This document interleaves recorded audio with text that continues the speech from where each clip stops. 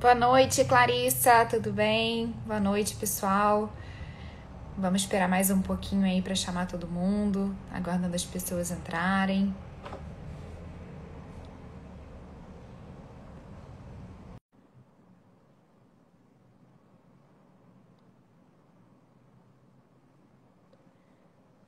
Boa noite, Clarissa.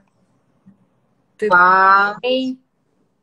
tudo bem? Tudo ótimo. Prazer ter você aqui com a gente. Vamos esperar, acho que as pessoas estão começando a entrar. A gente espera mais uns 5 minutinhos para poder começar nosso bate-papo. Tá, Tá me eu escutando vou bem? tentar. Não, peraí. Não sei o que que eu estou apertando aqui. Peraí. Ué, o que que eu fiz, gente? Me ajuda aqui. Eu estou te escutando bem. Você me escuta bem?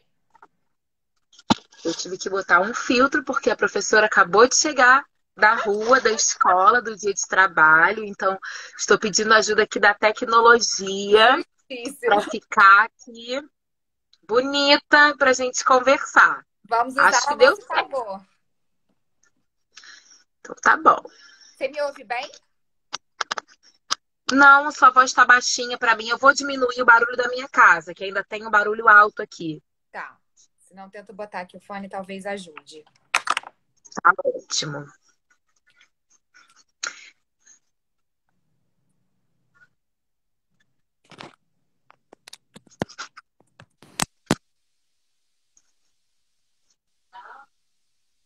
Não, acho que é da minha casa, que o barulho da minha casa tá muito alto ainda. Não sei o que que eu vou ver se eu consigo pedir pra alguém mexer, mas eu não tô te escutando. Não tô ouvindo nada. Sem fone fica melhor?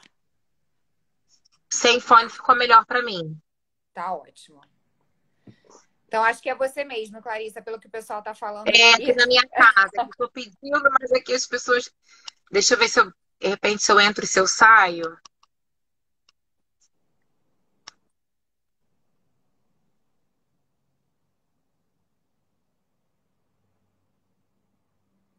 Esperar a Clarissa voltar para ver se o som dela melhora um pouquinho e a gente começa.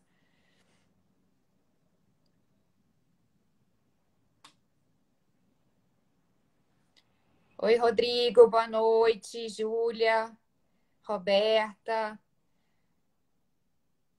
Ótimo, Rodrigo, que bom. Vou só esperar a Clarissa voltar, ela saiu para entrar de novo. E aí a gente começa aqui nosso bate-papo.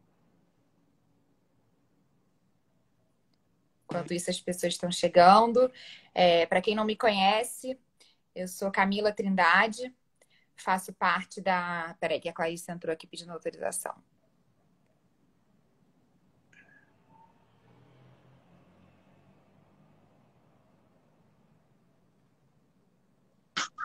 Pronto, Pronto. acho que foi. Tá me ouvindo melhor? Estou. Ah, que bom, que bom. Boa noite, Clarimundo, tudo bem? Que bom ter você aqui. Bom, eu estava me apresentando um pouquinho, né, Clarissa? Para quem não me conhece, sou Camila Trindade, estou na Rede Cruzada há 2 anos, sou responsável pela área de captação e mobilização de recursos. Estou fazendo o difícil papel de substituir o Renato hoje, ele teve um probleminha com questão de acessibilidade, né? A gente tá aí numa parada estratégica, né, no recesso das nossas atividades, então ele também estava fora e não vai conseguir estar aqui. Mas a gente representa aqui e tenta fazer um bonito, né? Ah, isso é ótimo, não tenho Esperar mais uns dúvidas. 2 Está vendo minutos. que a Fernanda Sena, que é filha dele, né? Trabalha comigo. Pois é, coincidências da vida, né? Esse Pois Rio de é, Janeiro é um ovo, né, Clarissa? Quando a gente vai ver, todo mundo se exatamente. Eu conhece da adorei a mesma forma. notícia. Muito legal, a Fernanda é ótima. A gente conheceu ela também aí antes da pandemia, né?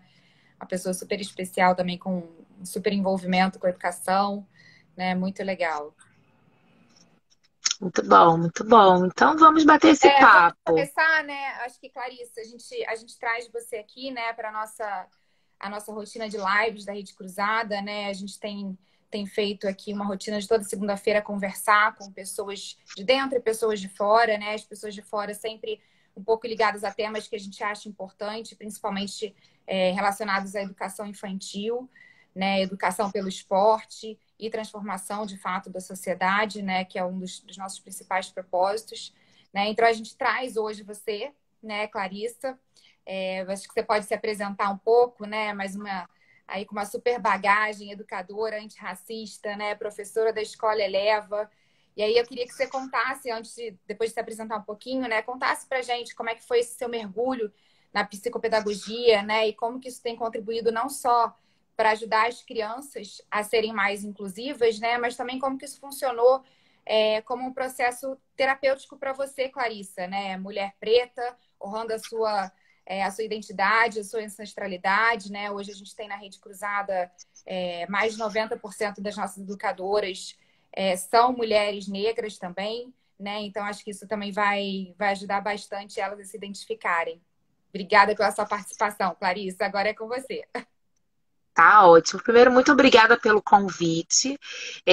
Eu sou super aquela pessoa super original, mas quando a gente abriu essa câmera aqui, que eu vi a cara destruída que eu estava do dia, tá, gente? Eu fui obrigada a usar um recurso tecnológico desse do filtro, porque foi um dia intenso. Mas vamos lá, vamos ao papo que importa, que eu tô aqui me acostumando a falar e administrar aqui a posição do filtro, né? Mas tá ótimo, não dá nem se você não Tá falasse, eu nem bom? percebia que era filtro, Ai, Clarissa. que coisa boa, Tá maravilhoso plena. então.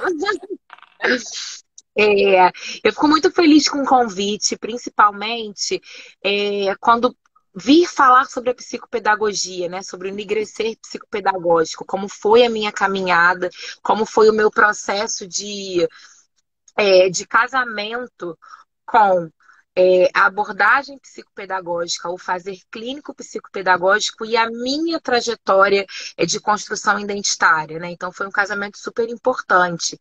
Eu cheguei na psicopedagogia vinda da área da educação, eu sempre fui professora, eu sempre estive na escola, eu nunca fiz outra coisa que não te fosse o chão da escola, né? Eu nunca vivi um outro território, né? Então, toda a minha construção, acaba que até pessoal mesmo, ela é muito atravessada pelo campo da aprendizagem, sobre a escola, por esse grande ambiente, né? Então, eu começo muito nova, né? Eu fui normalista, tive minha primeira turma ainda adolescente, me formei super jovem. Então, com 17 anos, eu estava na sala de aula como professora, muito novinha. Eu tinha algumas reflexões que eu não dava nome e eu não tinha certeza, eu não dava conta de nomear que muitas dessas reflexões que eu tinha, elas vinham do impacto do racismo na minha vida. Então eu me lembro que enquanto aluna, né, enquanto criança na escola, algumas coisas me davam sensações estranhas, seria um desconforto.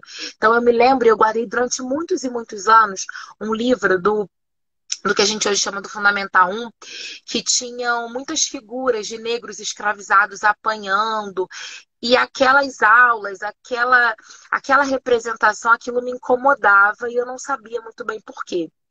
Embora na minha casa, né, assim, é uma família negra, majoritariamente negra, meu pai, minha mãe, meu pai é um homem negro com uma pele mais escura, um homem mais retinto do que a minha mãe, um cara com uma trajetória de vida ocupando uma classe social que é muito que é uma reprodução da história que a gente teve de Brasil, um cara que não teve grandes acessos à educação, um cara que foi se alfabetizando na vida, que foi vivendo, entendendo o mundo, chegou no serviço público por esses atravessamentos. Eu digo muito que são atravessamentos e estratégias que a gente carrega isso dos nossos ancestrais, né? A gente aprende a caminhar, a gente aprende a circular, a gente aprende a passar pelos espaços e fazer parte de algumas coisas. E minha mãe, uma mulher negra, numa camada numa faixa etária, né, numa geração da família dela, que tem uma ascensão de vida a partir da vida acadêmica, né? Então, ela é psicóloga,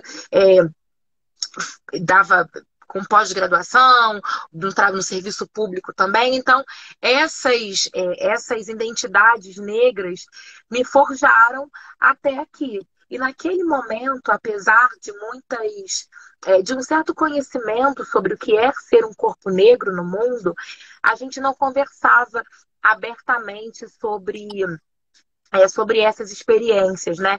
Então eu me lembro que eu ouvia muito da minha mãe assim, olha, você é negra, não tem que ser boa, tem que ser muito boa. E aquilo eu ouvia, eu não tinha muita dimensão do que era aquilo, mas ao mesmo tempo, em muitas situações era um peso, porque eu não era uma aluna brilhante academicamente, eu Uhum. era um dos poucos corpos negros da minha escola.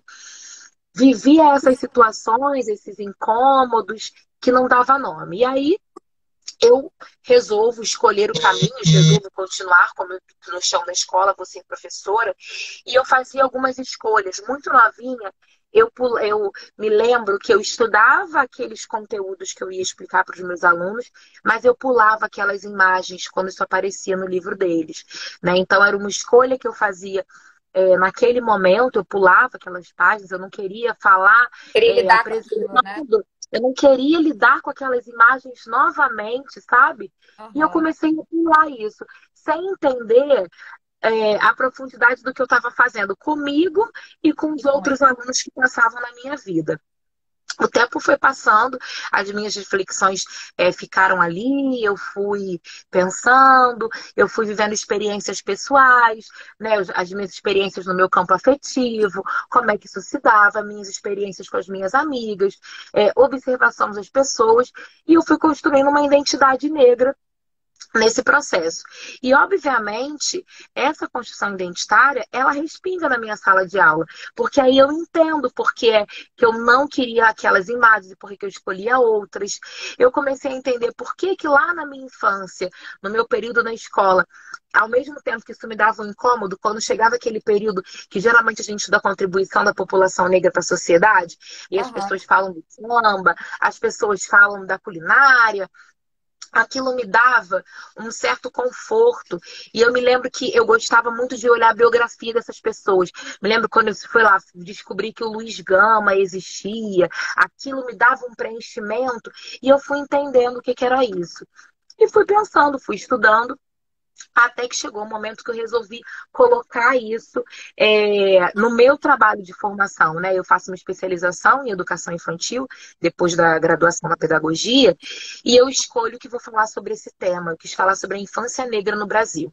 Você E sempre teve aí, na educação infantil, Clarissa, ou não? não, não. Eu, depois do normal, eu trabalhei no infantil, né, do Fundamental 1, aí fui para pedagogia, aí fiquei bastante tempo no ensino Fundamental 1, e aí depois que terminei essa especialização em educação infantil, eu volto para a sala de aula de educação infantil. Então, eu fui uma professora que eu venho transitando muito, embora a minha experiência maior seja no ensino Fundamental 1. Uhum. E aí eu resolvo que vou estudar e vou falar sobre a infância negra no Brasil. Quando eu tomo essa decisão, muito empolgada com com a minha trajetória, com a minha construção identitária, eu estava num processo de repensar, por exemplo, as minhas escolhas capilares, que eu fazia muito relaxamento no cabelo, e eu comecei a querer o cabelo já não tão relaxado, com um pouco mais de volume. Estava num processo muito importante na minha vida pessoal De se e encontrar. comecei a levar isso para minha profissão. Só que quando eu comecei a estudar a infância negra, você se depara com muitas dores, né? A história da população negra no Brasil, ela é uma história muito sofrida. E quando você começa, você vai acessar as nuances, né? As tantas histórias de negritude do país, porque isso é super importante a gente pensar, né? Os corpos negros, eles não vivem a experiência do racismo da mesma forma. O racismo, ele é tão uma estrutura que Enraizado, foi né? tão bem pensada, não é tão bem estruturada, que ela vai atravessando por muitas possibilidades. Então, tem atravessamentos que eu fui conhecer é, na fase adulta, e algumas meninas, alguns outros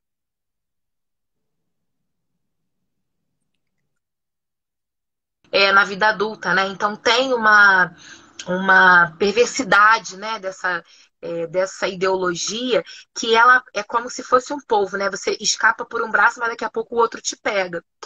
E aí, Uhum. nesse processo de estudar a infância negra no Brasil, foi muito dolorido e eu parei de escrever academicamente, eu não dava conta de colocar aquilo no papel.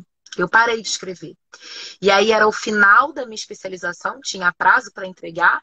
Era uma especialização na PUC Na e eu PUC. tava, e eu já vivia um atravessamento que era um corpo negro naquele pilotis da PUC, num curso que era majoritariamente branco também.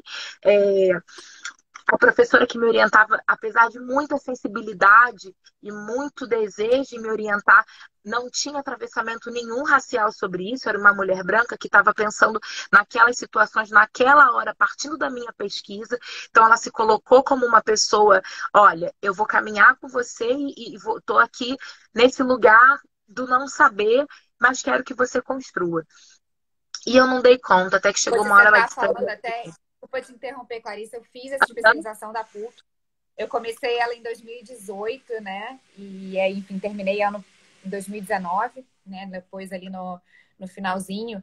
E você está falando, eu tô lembrando, assim, né? Tinha uma professora na minha turma e que ela justamente queria falar desse tema, né? Da criança negra, né? E dentro da especialização a gente tem uma cadeira para tentar trazer um pouco dessa questão racial, né? E livros e literaturas e como que isso pode dar um certo apoio dentro da sala de aula, né?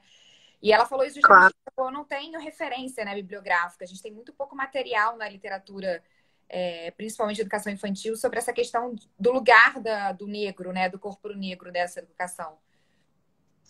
Assim, acaba que muitas publicações são aquelas publicações que ficam à margem, que eu falo nas universidades, né? São os coletivos que vão publicar. Então, se você não tiver o movimento de ir até esses espaços, que não são os espaços convencionais, você talvez passe sem conhecer mesmo, né? Porque a gente quer falar da gente. Todo mundo quer falar das suas narrativas, fazer a sua história acontecer no mundo. E eu me lembro que um dia ela virou para mim e falou assim: olha, tá chegando a hora, tem prazo, tem coisas que são vida prática. Você vai precisar mudar de tema para você dar conta de fazer. Eu mudei de tema, fiz o protocolo, fiz o que dava para fazer naquele momento, era um tema que me agradava, eu entreguei e aquilo mexeu muito comigo.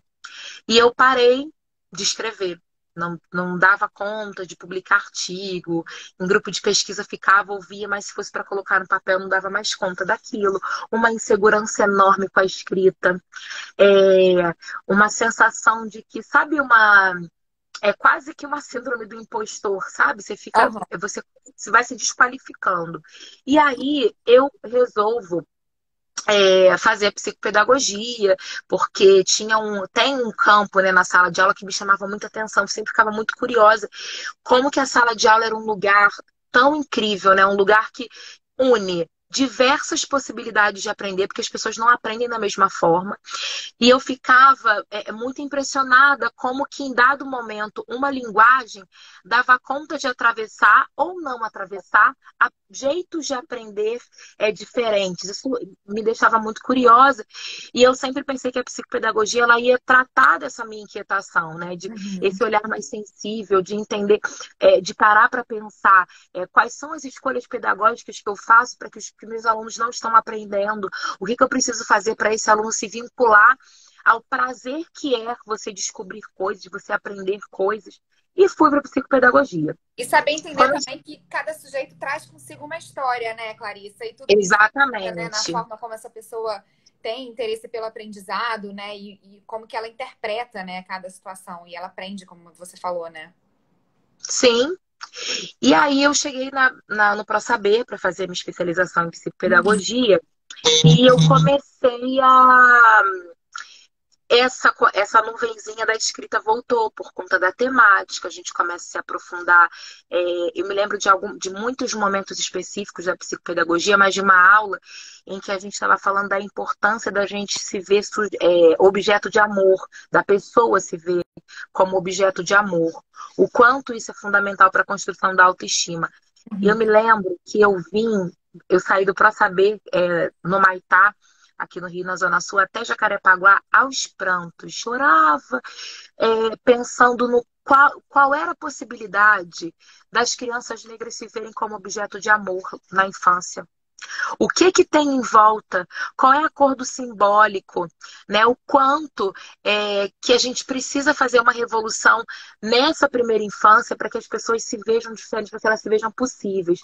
E aí eu comecei num processo assim, muito de ousadia, né? Claro que a gente tem terapia, muita leitura de Bell Hooks, né? Uma mulher super importante para a população negra, né? Ela vai falar o quanto que o amor é o lugar de cura da população negra, né? A gente precisa aprender a lidar com amor. A gente tem que aprender a lidar com receber e aprender a dar amor. E ela vai falar do quanto amar na negritude é um campo fundamental, é o nosso campo de resgate, é um lugar que não é fácil para gente. Seja no afeto, seja nesse amor, muitas vezes parental, maternal, nas nossas trocas afetivas com companheiros e companheiras, né? Então ela fala disso, como o amor é a nossa revolução. E a leitura dessa mulher, né, a terapia, aquela possibilidade, eu comecei a botar no papel, nos meus trabalhos, todas as vezes que a gente ia falar sobre o sujeito, sobre o existir, sobre o estar no mundo, sobre qual é a minha maneira de interpretar o mundo, qual é a minha maneira de lidar e de ler e de sentir o mundo, né? E eu comecei a levar, né, a pincelar, trazer esses intelectuais negros para os meus trabalhos, para conversar, para que a formação também fizesse sentido para mim, né? Porque quando você vai olhar lá, você vai ver Piaget, você vai ver o Freud, você vai ver tantos autores ícones e você não tem um corpo negro falando da subjetividade negra. Então, o tempo inteiro, durante o curso da psicopedagogia, eu tive que convidar esses intelectuais para que aquilo que eu estava ouvindo fizesse algum sentido, ou em algumas situações não fizesse. Eu dizer, opa, com a gente não é assim que acontece. Então foi um processo, eu digo que o curso ele foi um fazer clínico, porque foi aconteceu comigo ao longo da formação o que a gente quer que aconteça dentro de uma clínica psicopedagógica, que é a gente resgatar a nossa autoestima, a nossa capacidade de autoria, a gente resgatar o nosso lugar de potência, né? Quando a gente recebe um paciente na clínica psicopedagógica, o que a gente quer é que aquele sujeito ali na frente perceba a potência que existe nele. E isso só é possível quando você se conhece, quando você tem seus referenciais ancestrais, né? Quais foram os passos, né? Quais elementos da ancestralidade que fizeram com que um grupo inteiro de pessoas sobrevivessem a uma estrutura de tanta violência. O que aconteceu que, apesar de tudo isso, a gente não se acabou. A gente veio se reinventando, a gente foi se revendo, se reestruturando, porque tem uma raiz nossa e uma capacidade que é ancestral mesmo, não tenho dúvidas disso, que faz com que a gente esteja ressignificando as coisas, né? Então, a minha trajetória na psicopedagogia, ela foi mesmo, no meu processo de formação, um lugar clínico para mim, né? Foi um lugar de viver essa experiência e depois construir isso fora, né? Compartilhar com o mundo e compartilhar com esses pacientes que Isso que eu ia te perguntar, Clarissa, como é que foi o impacto disso, né? Porque provavelmente você fez a formação ao mesmo tempo que você estava em sala de aula, né? E como é que foi o impacto disso ao longo do seu trabalho, né? Você foi sentindo de fato uma transformação, né, no dia a dia, né? Como é que você acha que você pode ter sentido que isso impactou o seu dia a dia de trabalho, né? E consequentemente também, acho que a gente está falando aqui de formação de sujeitos, né? Como é que essas pessoas passam também a ter uma formação diferenciada quando o professor se encontra, né? Sim. Olha, tem uma coisa que eu percebo, né? São as escolhas, né? Quando a gente pensa, a professora, o psicopedagogo, a gente que está em ambiente de aprendizagem, a gente lida o tempo inteiro com escolhas, né?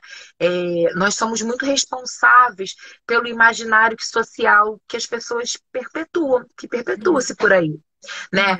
E eu percebo que as minhas escolhas, ao longo dos anos, elas foram cada vez mais carregadas de intencionalidade. E isso foi mudando muito. Tem um exemplo que, quando me perguntam isso, eu gosto de dar.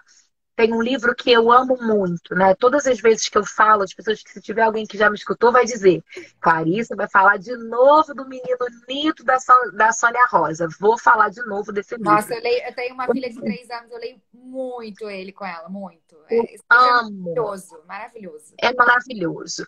O Menino Nito, o meu encontro com essa obra se deu no momento em que eu não tinha uma identidade racial, né, tão construída como hoje, muitas certezas sobre a minha existência, sobre o meu corpo, sobre a minha estética.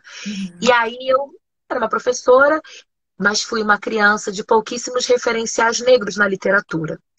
Quando eu encontrei esse livro, ele mexeu muito comigo, porque ele autoriza o afeto, né? Ele fala a história, para quem não conhece, a história do menino Nito, é um menino que é uma família negra, ele nasce uma criança, e ele é tão bonito, mas tão bonito, que chamam ele de Nito. O Nito cresce e ele chora muito. Ele chora, chora, chora. Chora por muitos motivos. E um dia o pai dele fala para ele: Meu filho, você é um homenzinho. Homem não chora, você precisa parar de chorar.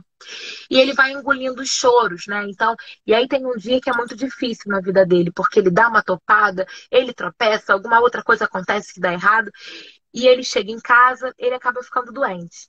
A mãe, muito preocupada com o filho doente, chama um médico, um mais velho, que é um homem negro também. Estou dando todas essas ponderações porque isso é super importante falar sobre o lugar dessa obra. O médico vai até lá, o médico tem uma conversa com esse menino, vai examinar o Nito e descobre que o problema do Nito é a falta. Ele precisa chorar, ele precisa deschorar. Desachorar, né? Eu acho tão linda essa Desachorar. palavra. Isso é Isso, você linda. precisa desachorar. Desachorar. E aí ele pede para a mãe, traga baldes, né? Ela traz assim 2 baldes e ele chora aqueles baldes todos. E ele fica bem. E o pai dele fica muito mexido. Isso é uma coisa também super importante quando você vai falar da construção da afetividade negra. Você tem uma família estruturada, você tem um pai que está se revendo, um pai que para e entende com lágrimas nos olhos que o quanto aquela fala que ele teve para o filho, ela era difícil para ele mesmo e para o garoto. E aí ele diz para o menino assim: meu filho, todo mundo pode chorar, homem, mulher, novo, velho, mas o importante é a gente chorar, não vai chorar sem motivo. E a família fica muito emocionada e ele vai crescendo entendendo que ele pode chorar quando alguns atravessamentos acontecerem na vida dele, que ele não tem que ser forte o tempo inteiro, né? O que o pai dele queria que ele não ficasse a chorar, distribuir lágrimas por aí. E Ainda é o que a tem, gente acho que uma mais outra. escuta, né, Clarissa? Não, você não precisa chorar, mas porque não foi nada, né? Na educação com Exatamente, as crianças nunca podem exatamente. chorar, né? Como a gente fala isso para as crianças? Que bobeira! Tá chorando por quê? Não foi Né? nada. E é isso. E o choro, ele é coisa beça, né? E acho que ainda tem uma coisa, quando você vai olhar alguns referenciais ancestrais da gente, né, da população negra, tem Uhum. uma coisa dessa água, a lágrima, ela é uma água sagrada, né? Assim, é uma água do seu corpo, essa água, ela é parte de você. Então, não existe que você tá chorando de bobeira, não existe não chora não. É o seu corpo falando, né? A gente precisa aprender a não represar essa água do corpo da gente. E esse livro era meu amor. Na minha adolescência, eu dava aula.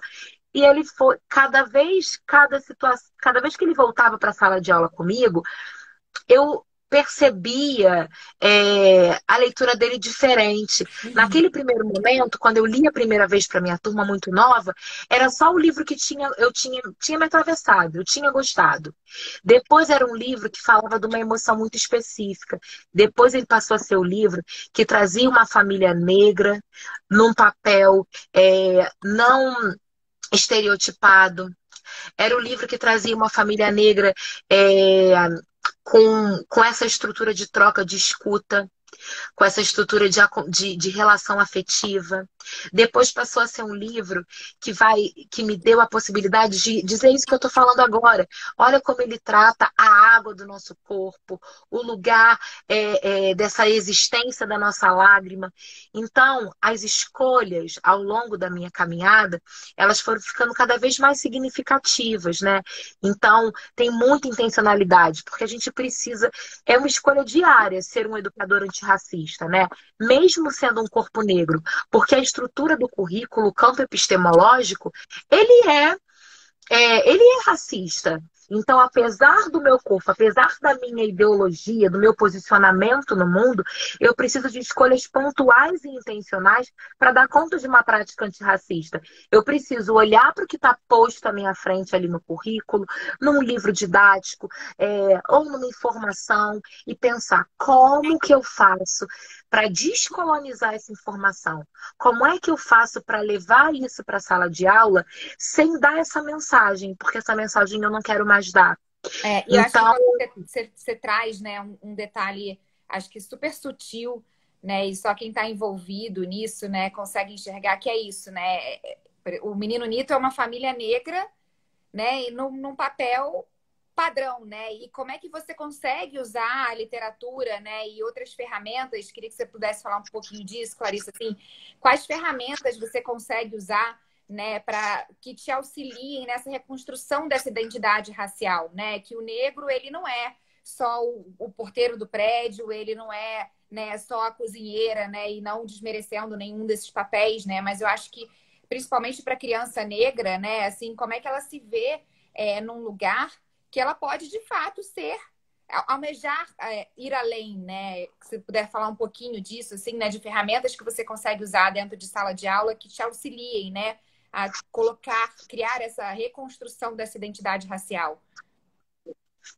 Maravilhoso. Eu acho que tem duas coisas, né? As escolhas, né? Esses exemplos que eu vou dar, que eu uso, que eu gosto muito, eles têm dois objetivos, né? Acho que um é fazer com que qualquer pessoa, qualquer existente, qualquer corpo entenda que esse recorte social que a gente tem, esse imaginário social, né, da figura negra em trabalhos, em subempregos e subalternos, ele tem uma origem, né, e uma estrutura, uma ideologia para que isso se repita. Então não é uma consequência, não é destino, é uma estrutura que faz com que essas escolhas, com que corpos negros sigam ocupando esses lugares. Então acho que esse é o primeiro objetivo. E depois viabilizar que as pessoas se vejam, entendam que assim, isso é uma estrutura que está posta, a gente está em mudança, mas que a gente pode desejar ser o que quiser. Que ser uma pessoa que sonha, que deseja coisas, é o caminho de todo mundo, né? Eu posso olhar para o mundo e sonhar o que eu quiser. Eu posso olhar para o mundo, eu digo que quem é da arte, por exemplo, assim, pessoas negras da arte muitas vezes demoram a acreditar no que elas estão fazendo, porque é como que se esse lugar de autoria, de criação, de alta potência da intelectualidade, que é você elaborar coisas novas, ele é quase que ele não é autorizado para gente. Então, a pessoa, muitas vezes, ela vai ficar um tempo ali achando que aquilo não é, que ela está descabida, que ela vai negar a possibilidade dela. E aí a sala de aula ou qualquer ambiente de aprendizagem, não necessariamente sala da escola, mas um ambiente de aprendizagem, ele sempre está vinculado ao campo da possibilidade, né? Então eu acho que levar a literatura negra, livros que contem sim a história, o nosso espaço de resistência, o quanto que a nossa cultura nos fez com que a gente não morresse, mas também esses livros como o Menino Nito, quanto o Tanto Tanto, que é um livro, né, que vai falar exatamente da felicidade do filho com a chegada do pai, né? Como é que a gente consegue trazer essa reconstrução de paternidade negra nas obras literárias, como é que a gente consegue colocar a figura negra de alguma forma vivendo situações afetivas, né? Então acho que esse é um caminho. A literatura ela é potência nessa construção de imaginário, né? Nessa construção de que todos nós somos possíveis, de ser o que a gente quer, de receber amor, de dar aí de novo o que eu falei lá no início. Olha como é importante a literatura quando você está num lugar de reconstrução dos nossos afetos, né? Tem um outro lugar que eu sempre tento, todas as vezes que eu vou chamar um especialista para falar de alguma coisa, que não discutir negritude, que não falar do lugar da resistência, eu procuro levar um corpo negro para falar sobre isso. Então, recentemente, na minha turma, a gente estava estudando profissões e por que você escolheu aquela, por que as pessoas escolhem tais profissões, por que elas fazem aquilo, e eu tive o cuidado, foi uma escolha trazer uma médica negra para falar para os meus alunos, eu levei uma atriz negra para falar sobre o trabalho dela, um biólogo negro para falar do trabalho dele, e eles estavam falando de biologia, eles estavam falando de medicina, eles não estavam ali discutindo o campo da negritude, né? Assim, isso também é uma outra ferramenta. Como que eu consigo naturalizar corpos negros num grupo, muitas vezes, de crianças que só acessam corpos negros em papéis mais cristalizados na sociedade? Como é que a gente consegue dizer para eles que existe, né? Como é que eu consigo normalizar e diminuir aquele impacto quando um adulto chega à noite numa emergência e na hora de ser atendido por um médico negro, às vezes as pessoas se recusam. Ou as pessoas saem de lá e ligam para o médico conhecido para saber se aquele remédio é mesmo o remédio que ele deve tomar. Porque a gente não quer mais isso. Então, como é que eu naturalizo? Como é que eu digo que isso é possível? Né? Então, são com escolhas como essa. Né? E às Sempre vezes são escolhas do dia a dia, né, Clarissa? Assim, são coisas que são você do dia a fala. dia.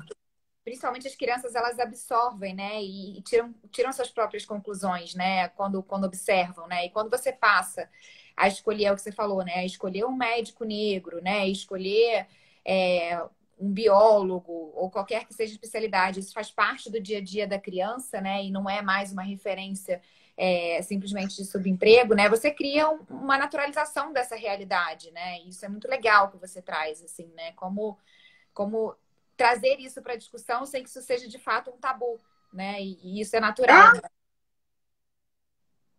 E isso, mas aí isso vem num lugar que é aquilo que a gente fala da escolha, né? Porque para ser racista, você não precisa desejar, você não precisa de intenção. A estrutura ela você reproduz, se você for vivendo a vida como ela você vai tratar de reproduzir esse padrão. O desafio está em se posicionar com um olhar que combate e previne o racismo. Porque acho que muitas vezes, né, sempre que eu vou falar com professores, com escolas, eu sempre começo pedindo que cada um reflita na sua sala de aula, no seu campo, a sua sala de aula, ela combate ou previne o racismo? Isso é uma pergunta importante. Né? Assim, o que acontece? A gente às vezes faz o pacto com o combate. Apareceu uma situação pontual, eu converso e eu resolvo ali, eu me posiciono. Eu dei conta, me posicionei, eu não deixei passar. Eu falei que não é esse caminho, eu mostrei. Só que o que é que você faz para que essa mentalidade não se reproduza? E aí vem o lugar do campo de aprendizagem que previne ao racismo. É um campo de aprendizagem, é um campo que vai dar conta de alguns pilares, que vai querer ressignificar o olhar sobre a África, que vai tratar da história afro-brasileira como uma história identitária de uma nação, de uma sociedade que chegou até aqui. Essa história ela é minha e ela é sua. Inclusive, né, se a gente aqui olhando os nossos exemplos estéticos, não foram os meus ancestrais que criaram racismo, não. Não foram, né? Assim, foram os seus. Eu vivo isso, você vive numa outra instância e vamos juntos com essa né? Assim, quem tem que criar outro nome, dar conta de não olhar mais isso, não sou eu. Né? Assim, o que está acontecendo, né? Então, como é que a gente faz a leitura, como é que a gente se aprofunda na história afro-brasileira de uma maneira como identidade nossa, né? Como um tema nosso, como construtivo nosso de sociedade, né? Um outro lugar, como é que eu consigo pautar no meu campo o lugar da ancestralidade? Exemplo maravilhoso, principalmente, né, na educação infantil. Olha o trabalho que a gente pode fazer com a culinária. A gente tem pratos que eles fizeram com que pessoas conseguissem sobreviver. né? Assim, tem um ótimo exemplo que eu também repito toda hora, que são as baianas de Acarajé, por exemplo, né? Que elas foram consideradas um patrimônio histórico hoje. Em 2005, que elas se tornaram patrimônio histórico. E a gente está falando de um prato, num período histórico, que essas mulheres na rua com esses tabuleiros conseguiram fazer a economia de suas casas, alforriar companheiros, alforriar companheiras, conseguiram colocar a população negra rodando no sistema econômico da sociedade. Eu estou falando dessa inteligência, dessa estrutura empreendedora, dessa estrutura intelectual de pensar quanto que se sobra, quanto que se gasta, que prato que eu vou botar, que prato eu coloco para fora desse tabuleiro e dou conta de vender. A gente fala de uma receita, onde quer que você vai, fora Brasil, quando associa esse cara, a gente está falando de uma receita, de um prato que nasce num lugar de resistência, por exemplo, que é um terreiro. É considerado um elemento tão forte, que ele é um elemento de força de vida para o corpo negro. Né? Então, olha como a gente tem aí o lugar da culinária para pensar tantas coisas, apresentar esses alimentos, né? Apresentar esses pratos, essas receitas. Olha o que elas falam sobre a gente, olha o que elas contam sobre a nossa história. Né? E o lugar da representatividade, né? Também que é super importante. A gente sabe que sozinha a representatividade ela não dá conta de furar a barreira do racismo, porque representatividade não fura esfera de poder, né? Não dá conta disso. Você não consegue, com a representação, mexer numa estrutura de poder, né? A gente pode olhar isso num exemplo menorzinho quando você olha para uma escola, né? Quem decide quais são os objetivos, os conteúdos daquele ano, o livro didático. Como é importante, você tem um corpo negro pensando o livro didático que vai atravessar essas vidas? Você tem um corpo negro pensando no quanto que essas imagens podem impactar a vida das pessoas, né? Então, tem aí um lugar da representatividade, não resolver todo o problema do racismo, mas ela dá conta de uma etapa fundamental, principalmente nas emoções das pessoas negras, que é elas se verem possíveis, delas olharem para histórias, para representações como as delas, e aí vai uma representação estética, uma representação de estrutura de vida, e aí eu não estou falando só de representações que vão dar conta, assim, de, sabe, histórias de sucesso? Lá, a gente está falando de aquela história do negro único, né? Não é só contar, não é só trazer essa representatividade, é trazer essa representatividade, sim, mas dizer que ela foi possível. Você vai ter lá um Luiz Gama, que é um cara que ele conseguiu a sua própria libertação. A gente está falando disso. Exatamente. A gente está falando de um sujeito negro, de uma mulher negra, uma Rosa Parks, que não, peraí, eu vou me sentar sim. Não vou me levantar mais. Olha o que isso representa na vida de uma pessoa. O que isso representa nos médicos que a gente tem hoje, nos arquitetos que a gente tem hoje, nos engenheiros que a gente tem hoje, né? E aí, você fazer o casamento de disponibilizar esse referencial estético e, ao mesmo tempo, dar conta de dizer, olha que coisa esquisita. A gente está aqui pensando em representatividade, buscando essa representação, mas o berço da medicina, da ciência, da matemática é a África, né? O berço da humanidade. Olha que diversão que será que ao longo desses anos, olha que trajetória de apagamento tão violenta que hoje eu, enquanto uma mulher negra, ancestral de quem pautou, de quem criou, de quem inventou a medicina, de quem inventou a escrita, lugar, né? eu preciso de referenciais de pouquíssimas histórias. Houve uma distorção, houve uma violência no meio do caminho do que aconteceu, da nossa origem, né, do nosso lugar mãe no território do mundo. A África é o berço da humanidade, o primeiro registro humano, né, o primeiro humano desse campo, desse território. O que acontece? Que hoje a gente está aqui discutindo o lugar da representatividade, a gente está aqui discutindo e pensando como é que eu mostro isso para as crianças, né? Então a gente tem que entender que tem aí uma história de violência muito séria que a gente está desconstruindo, a gente está refazendo, a gente está devolvendo, né? Sabe que é o movimento Sankofa mesmo.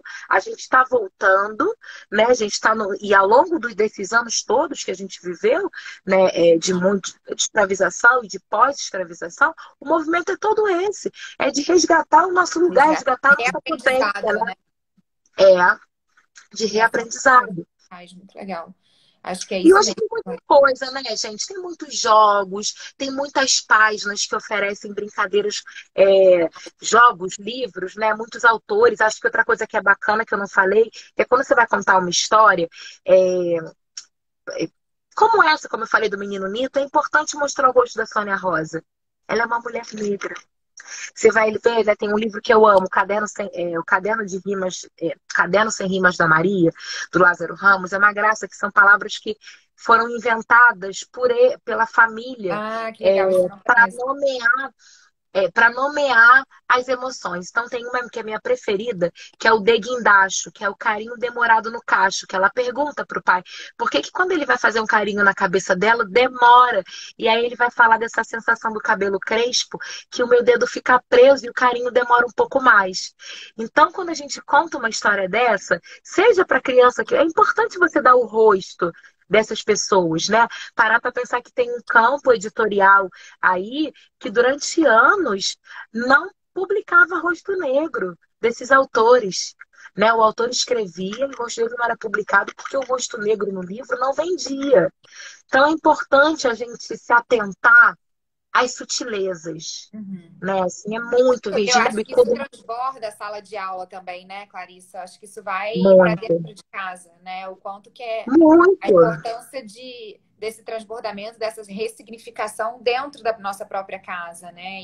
E o quanto que os pais e cuidadores são, de fato, as pessoas que estão criando a referência para essas crianças, né? Sim, super importante, né? Um lugar, eu sempre falo, né? Assim, nós que estamos envolvidos com educação, tem uma coisa que é inerente a gente, que é a pesquisa mesmo, né? O mergulho. O que que acontece quando você está numa turma de educação, num grupo de educação infantil, e que me sai assim, às vezes escolas têm isso, né? Inventam um projeto da eletricidade. Você estudou eletricidade quando você fez pedagogia? Não. O que que você faz? Você estuda Estuda junto. eletricidade? Você vai você assiste vídeo, você lê livro, você lê artigo. Então, por que é que a gente fica só dizendo às vezes, nossa, mas não conheço livro com representatividade? Você está pesquisando, que nem você pesquisa lá a eletricidade que você precisa para o projeto? Né? Você está indo, você está fazendo esse movimento, porque tem uma coisa de esforço, né?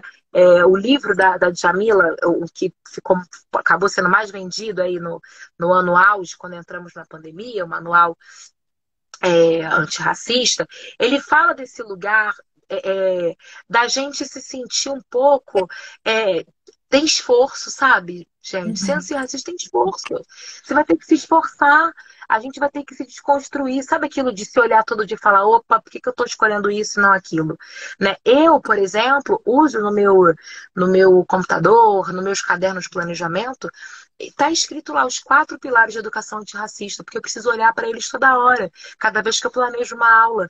Né? Eu tenho lá pilares: ressignificar o olhar sobre África, identidade afro-brasileira, ancestralidade, representatividade. Está ali o tempo todo.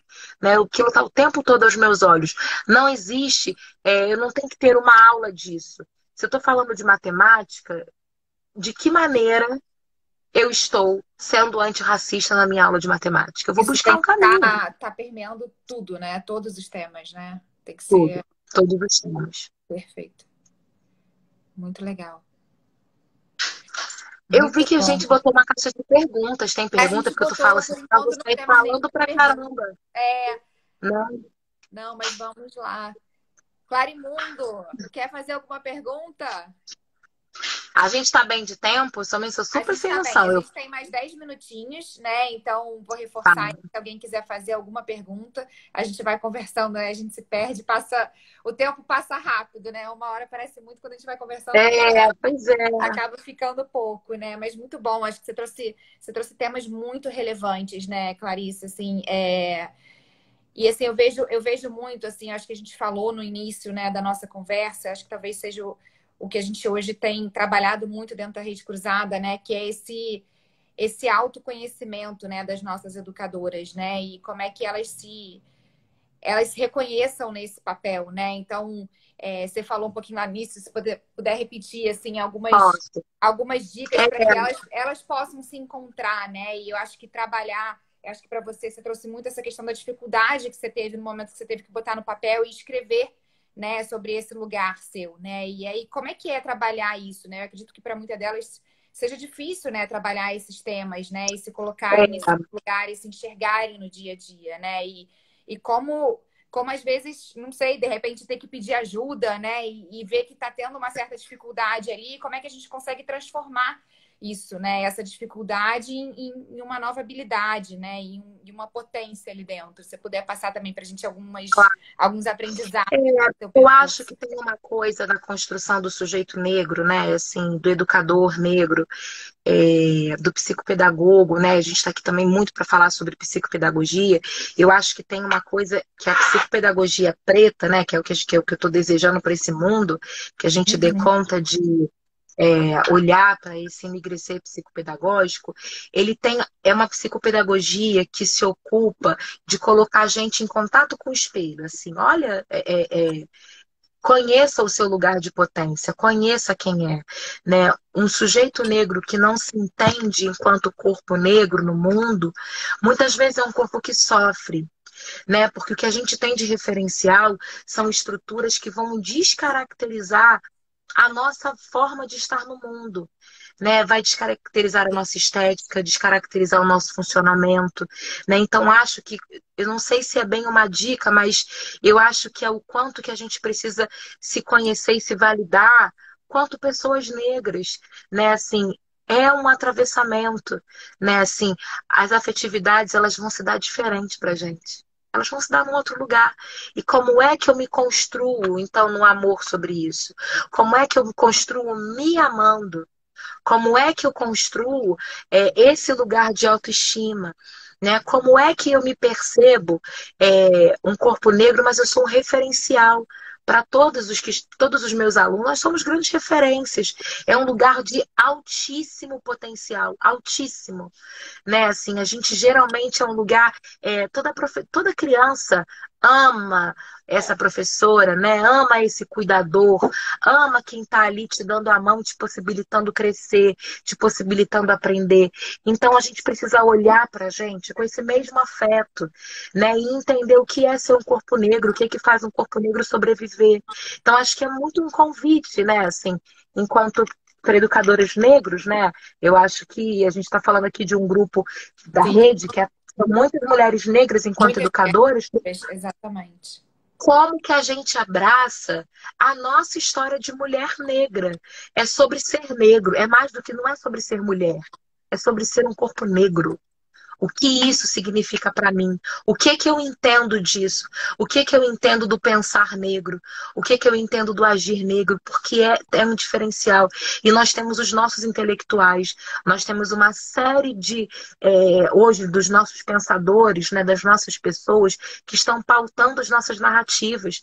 As nossas narrativas, elas estão no papel, elas estão aqui na tela, né? Assim, vamos olhar essas pessoas que falam sobre a nossa existência, porque a gente se olha, a gente se vê, a gente se abraça, se entende, e aí a gente dá conta de rever na nossa profissão, de colocar a nossa existência, fazer a nossa existência expandir.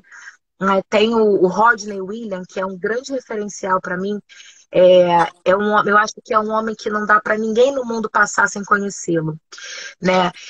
O Rodney, ele fala de algumas coisas que são muito pontuais, né? Ele fala da gente se reconectar com os nossos ancestrais para encontrar o nosso poder de realizar. A gente tem uma obrigação ancestral de ser feliz. A gente está aqui, ou viveu até aqui, para buscar felicidade. A gente vai lutar por essa felicidade no campo que for, e aí é felicidade de vida plena. E aprender é lugar de felicidade. Descobrir, conhecer é potência na vida da gente, né? Então, acho que é muito, muito essa mensagem mesmo, de um autoconhecimento, de se fortalecer.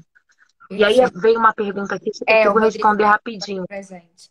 né? Como é que É, funciona o o comitê de comitê representatividade da na Eleva? Eleva e de outras escolas que eu trabalho com o comitê de representatividade, fazendo algum grupo sobre isso, geralmente é um grupo de pessoas daquela instituição, envolvendo as pessoas que ocupam cargos de poder também, cargos que são capazes de tomada de decisões, que vão pensar a subjetividade negra no campo da escola, seja no campo epistêmico, emocional, da representação.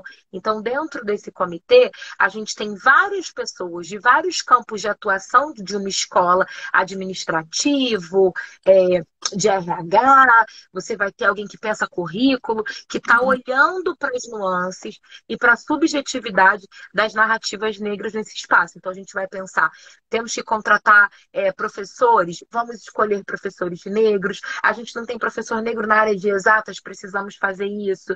A gente vai pensar qual é a política que se instaura para que a gente consiga fazer com que corpos negros se sintam parte, se sintam presentes. Como é que a gente pensa os conflitos que acontecem no campo da escola? Como é que a gente resolve? Que medida que a gente tem? Então, o comitê de representatividade, ele age assim dentro da escola, né? É um grupo que vai pensar e planejar e fazer as ações afirmativas reais acontecerem naquele espaço. Legal. E aí isso vai desde alunos até funcionários, né? Pelo que eu entendi que A você gente falou. tem, na Eleva, a gente tem um campo que ele fica nos funcionários, que, como eu falei, é super importante num comitê que está tratando combate e prevenção ao racismo, o lugar do poder, o lugar de tomada de decisão. Né? Eu acho que os alunos eles têm ideias ótimas, a gente dá muito espaço. O comitê disponibiliza ações para que os alunos ajam sobre aquilo. Mas o comitê, originalmente, ele tem as pessoas que estão ali juntas e que podem pensar decisões potentes para que a gente dê conta de prevenir e combater o racismo. Legal. Ótimo, Clarissa. Bom, a gente está chegando aí aos minutos finais, né? Acho que não sei se mais alguém tem alguma pergunta.